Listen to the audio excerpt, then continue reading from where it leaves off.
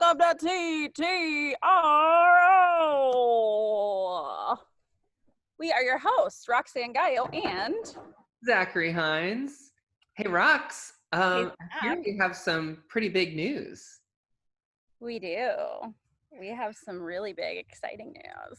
We are busting out of these virtual boxes and coming to the Riverwalk stage to ring in 2021.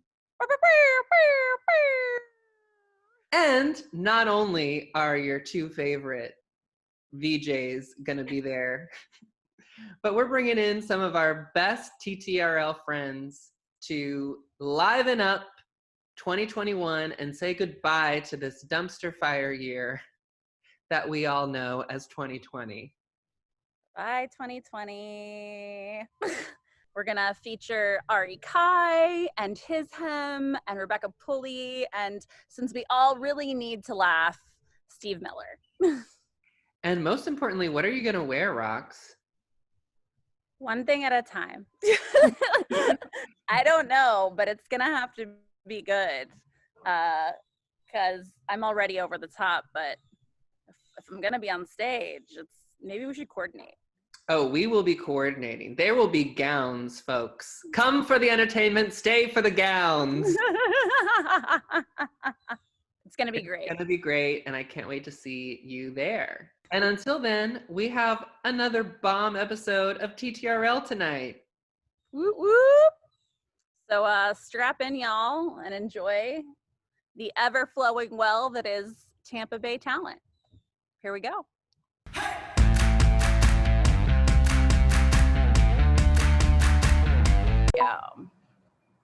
TTRL, welcome. We are joined today by local singer-songwriter Guianna Brantley. Welcome, Guianna.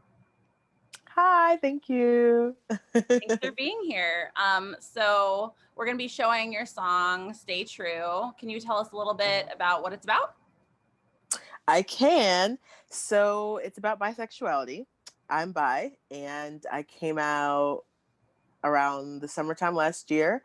And it was just a really random spur of the moment thing. I had gotten like an artist grant, and instead of using it on food and gas and things, I just kind of wanted to write this song about being proud to be bi and not feeling like I have to choose a side, because there's this stigma in the LGBTQIA P plus community and the world that bisexuals are like it's a choice and they're greedy and they can't decide and they're promiscuous and all these things. So it was more like a comforting song, like a kind of like a song comfort for myself.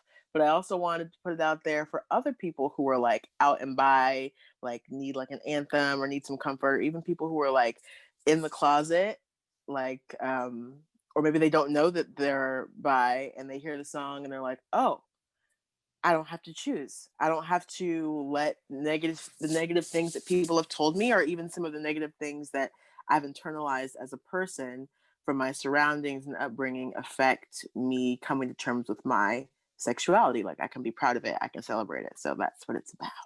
It's a great song. That's a great message. Thanks. And is that on an album of yours? Can you tell me if you have albums out, how many, etc.? I do. I have 2 albums out. The first one I released in 2018 called Light Salt Verse. And the second one is the one I just released in the summer of this year called Wing. And they're both on Bandcamp. That's where artists get like the most bang for their buck, I guess. Mm-hmm. And then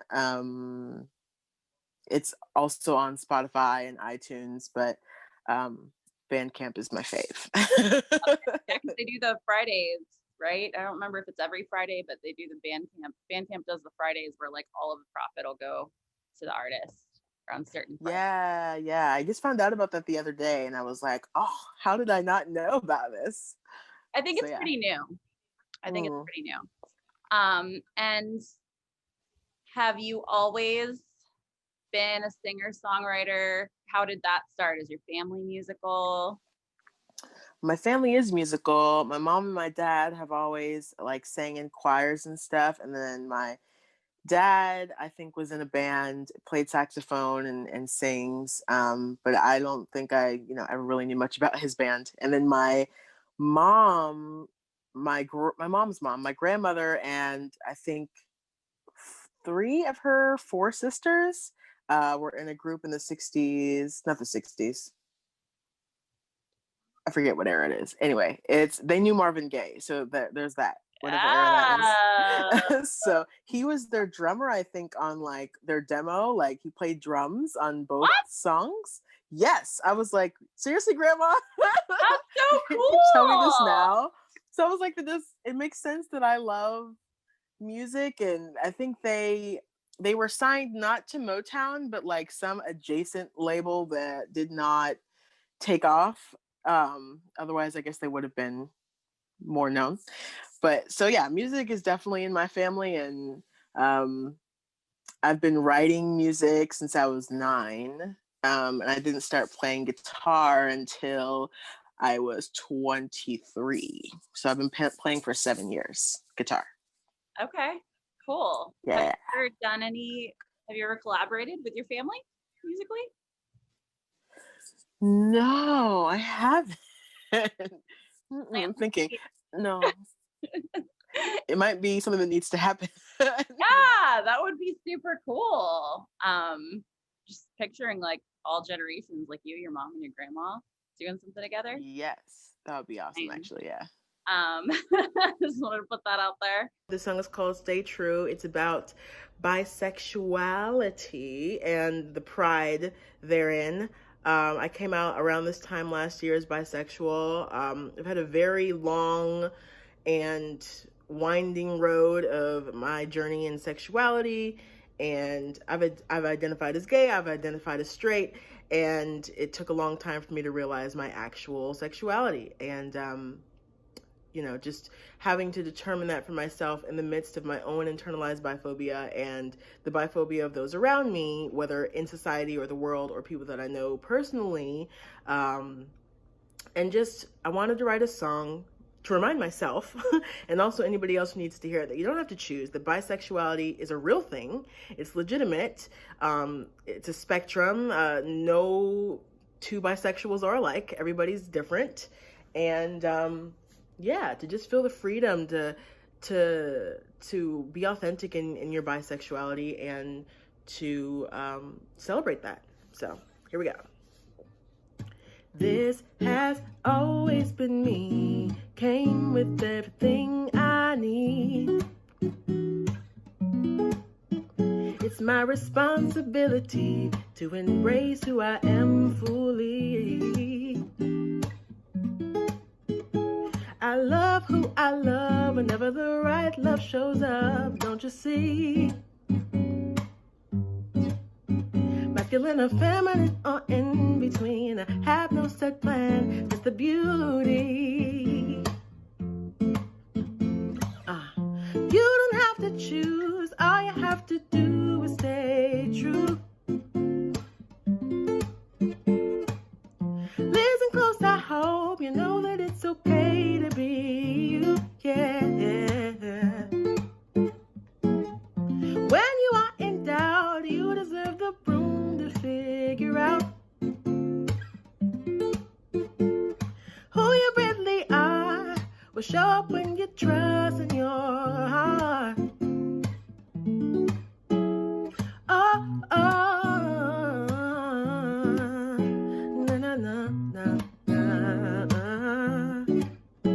Now trust me, this road will not be a cakewalk, no. You will have to learn slow, love yourself and don't let go. Baby, you will love who you love whenever the right love shows up. Don't you see?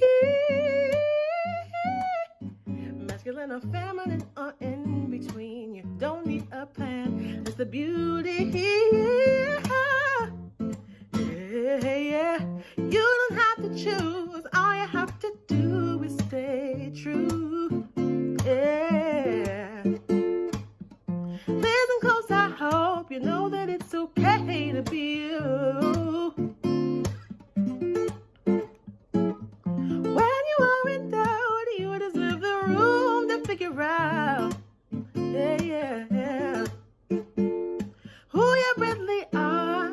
show up when you trust in your heart.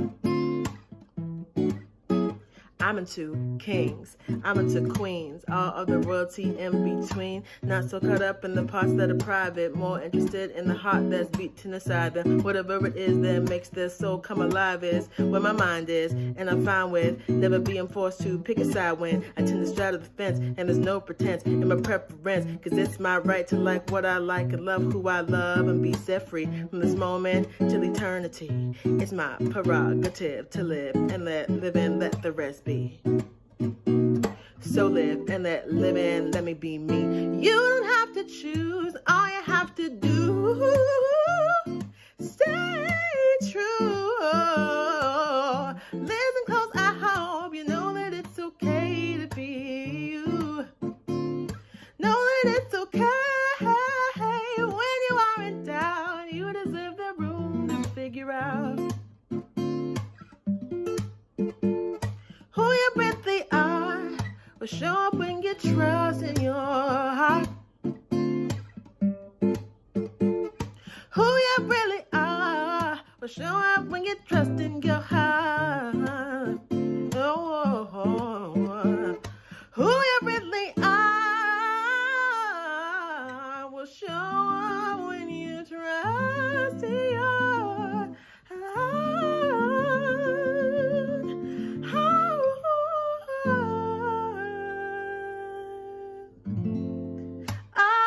Oh, yeah, yeah.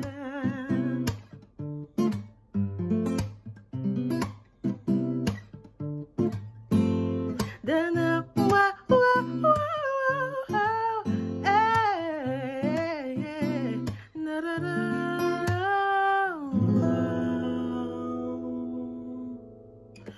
Wah, wah,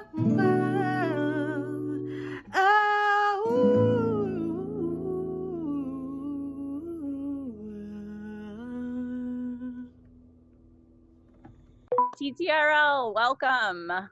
We are joined by Mr. Ray Roa, editor of Creative Loafing Tampa, for our weekly news preview. Ray, how you doing? We are hanging in there. How's it in TTRL land? We're doing great. We announced and went on sale today with our TTRL Chill Year's Eve out on our Riverwalk stage, featuring all artists that have been on TTRL. We have our singer-songwriters, Ari Kai, Rebecca Pulley, His Hem. We're going to have some comedy from Steve Miller. And it's going to be a nice, chill, safe celebration. So what's new in Creative Loafing's world, Ray? So obviously this will air after our current issue. Our current issue has a cover story on Kinosobe Hercules, who passed away in December. Has been memorialized here in the early December, and his father actually passed away about a year ago, and I think Creative Loafing never really got to honor Keith Hercules, who was a mountain of a musician as well, and obviously Kino touched everyone, you know, as far as the local music scene, with a very special energy. So if you still can catch an old issue of that, I would definitely pick that up. And as we round into the new year here, you know, at the very end of the year, we're looking at, you know, reflecting on whatever you think 2020 was, and people from the community are going to talk about that in the last issue of the year. For this particular week that we're recording for, Mike Mass and JT Brown put a great single out. It's called Blood on the Water, and Stephanie Powers wrote a story about that, and it's a great song. It's a great visual. Obviously, can we cuss on this thing? Yeah. Some went down at Big Cat Rescue this week, so you'll get the recap on that. Sure. Carol Baskin had an awful year, but also is now a nationally known name, and her name was just in Megan Thee Stallion's hit single, Body. Oh, Body? I didn't hear that. Okay. All right. See, so, I mean, oh man, what a crazy story. Nothing That's all I can say explains about 2020 better than, you know, the highs and the lows for Carol Baskin in this 1 week. The fact that Creative Loafing brought out a vintage cover that was Tiger King related at Lynn Waddell. She did a cover story years ago when all this stuff, when the Don Lewis stuff unfolded. It's just so crazy. It is obviously, yeah, a lot of highs, a lot of lows. Doesn't that also feel like 15 years ago? Like the Tiger King era of quarantine? Oh, it feels like 100 years ago to me.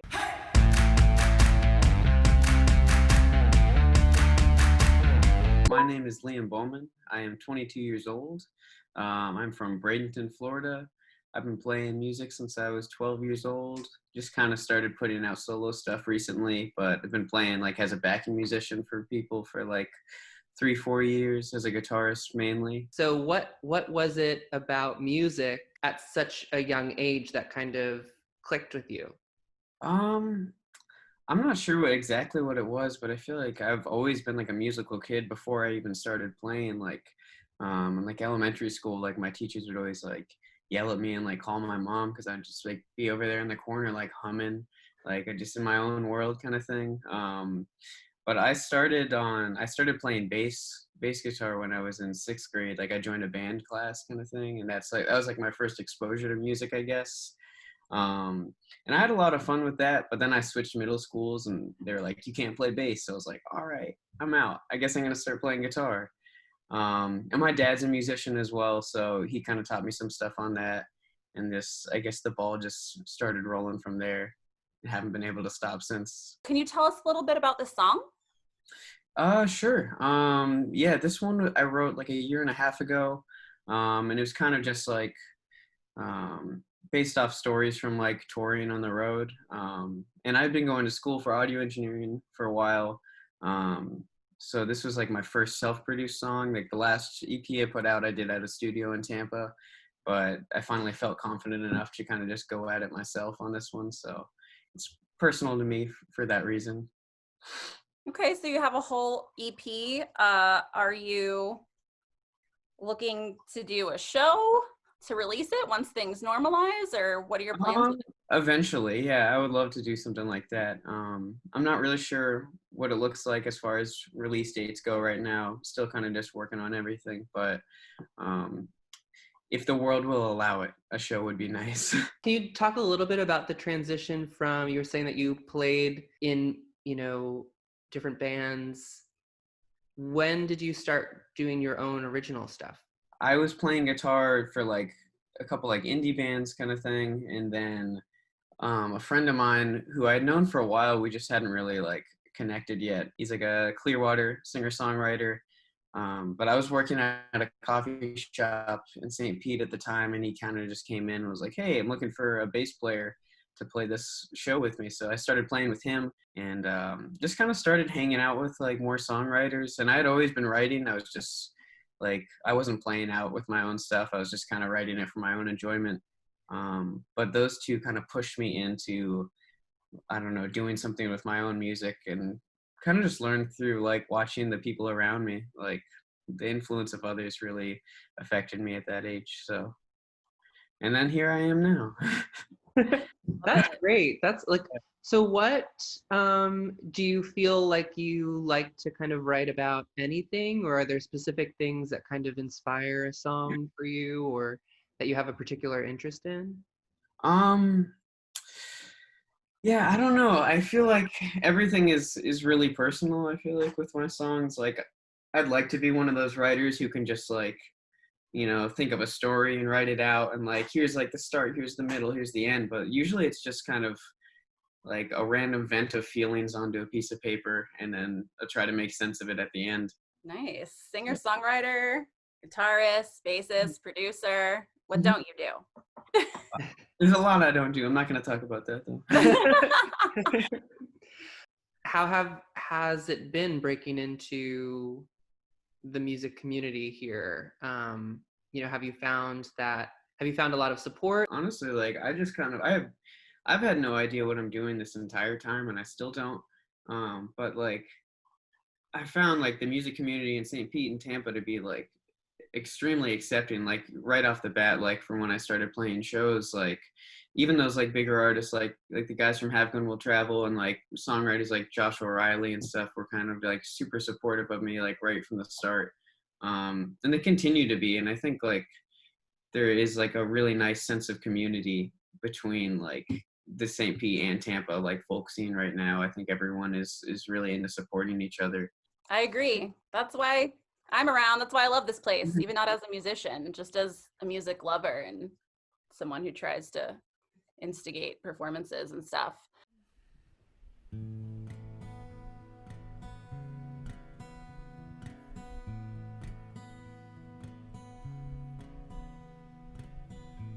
Fluorescent light, hotel hallway.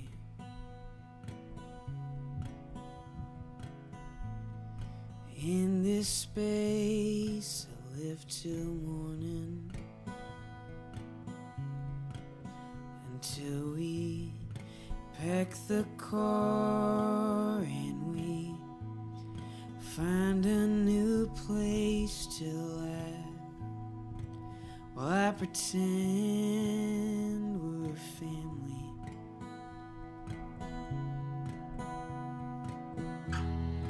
Ain't it mad that a month ago I didn't know you?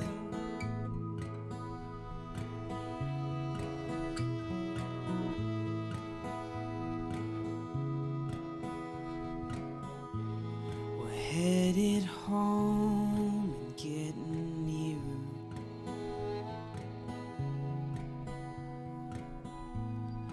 Better days are in my mirror.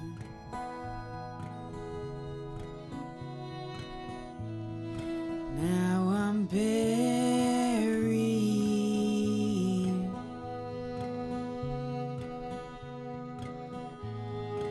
in a temporary feeling. Maybe if I dig myself out, that sun will still be shining.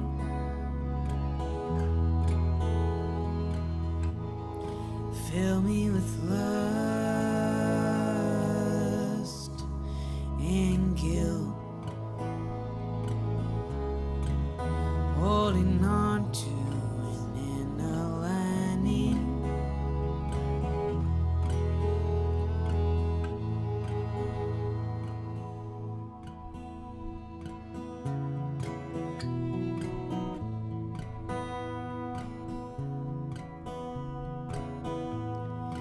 I feel bad for the things I think of, 'cause you give me your all and you take my zero. I'm not sad, I'm just feeling lonesome, but should I?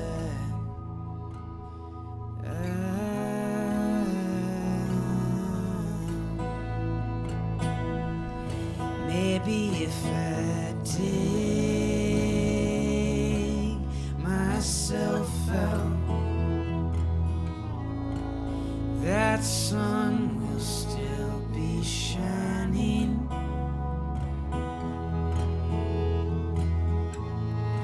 Fill me with lust and guilt, holding on to an inner lining.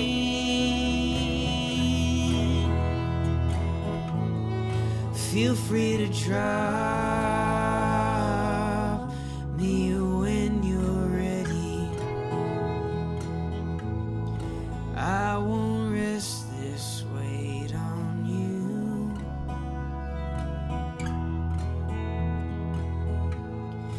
You are brightly colored painting, and I'm a canvas that's been washed in blue. In blue, in blue,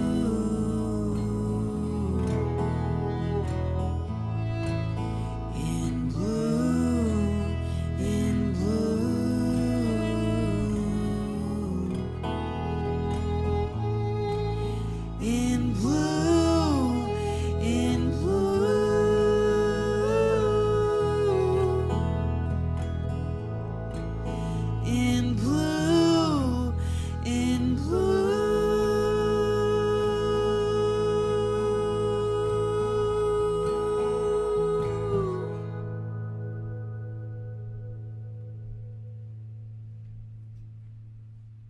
I think that's the one.